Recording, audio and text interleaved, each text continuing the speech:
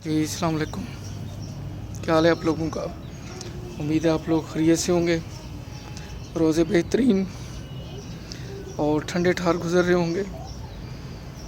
शुक्रिया, आप मेरा चैनल रेगुलर वॉच करते हैं। मैं भी कोशिश करता हूँ कि गाए बगाए सभी चैनल पे हाज़िरी हो, कभी कोताही हो जाए तो माज़रत।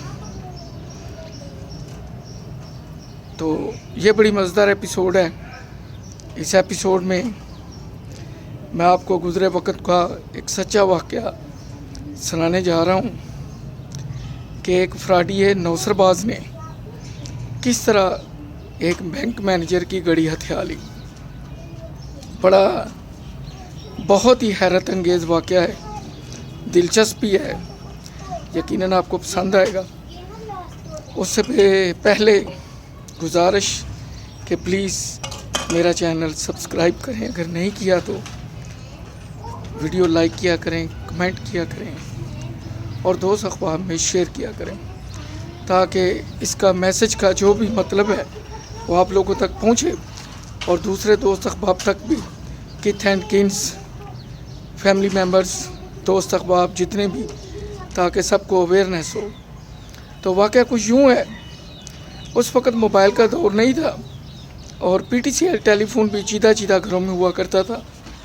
जैसे कि फ्रिज भी मोहल्ले के किसी एक दो घर में होती थी, टीवी भी ऐसे ही होता था। वहीं से लोग ठंडा पानी और बर्फ़ लेने जाते थे और टीवी देखने के लिए भी लोग उसी घर का रुख करते थे। ब्लैक एंड वाइट भी गनीमत था। बाद में खैर जब कलरफुल आया तो फिर तो सिस्टम ही बदल गया, साथ VCR आ गया। तो हुआ कुछ यूँ कि मैनेजर साहब ब्रांच में पहुँचे तो जैसे ही गेट क्रॉस किया, आगे ब्रांच में एंटर हुए, तो बेसाख्ता उन्होंने जब अपनी कलाई की तरफ देखा तो उन्होंने देखा मैं तो घड़ी घर भूल आया हूँ। बस यही आवाज़ उनके मुंह से निकली, ओ सारी मैं आज अपनी घड़ी घर भूल आया हूँ। वहीं पे एक बहुत ही सेंसेबल फ्रॉडिया नौसरबाज खड़ा ये बात सुन रहा था। उसने फ़ौरन अपने ज़हन में प्लानिंग की।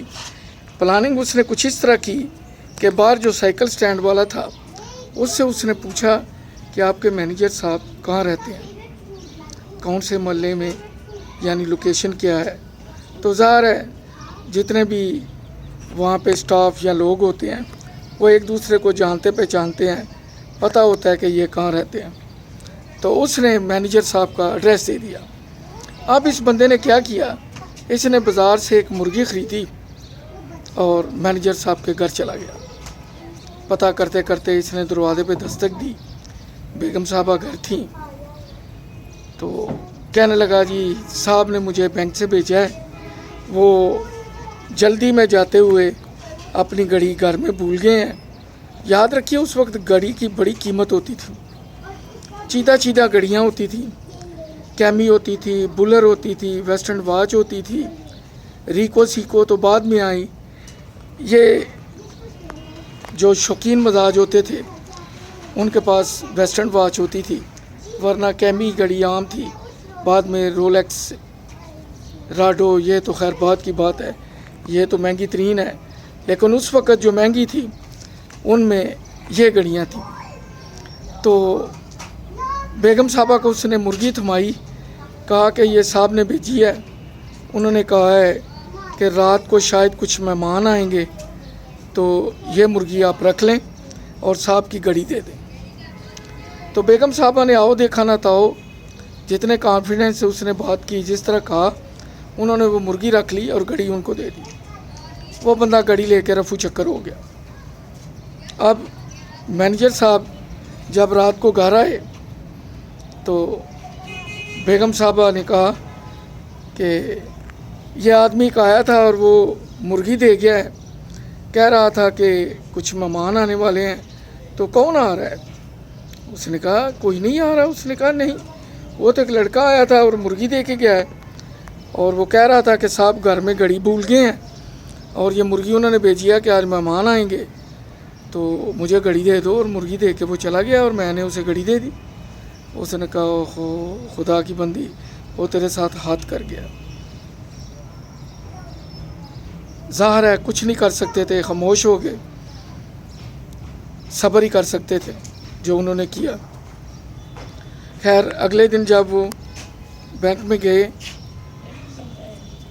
تو انہوں نے وہاں جا کے ذکر کیا کہ میرے ساتھ یہ چکر ہو گیا ہے. اب مرغی تو وہیں رہ گئی. اب اس بندے نے دوسرے دن یہ گیم کی کہ ایک اور دوست کو گھر بھیج دیا. کہا بیگم صاحبہ وہ بندہ پکڑا گیا ہے، پولیس بینک میں آئی ہوئی ہے، وہ مرغی آپ واپس کر دیں.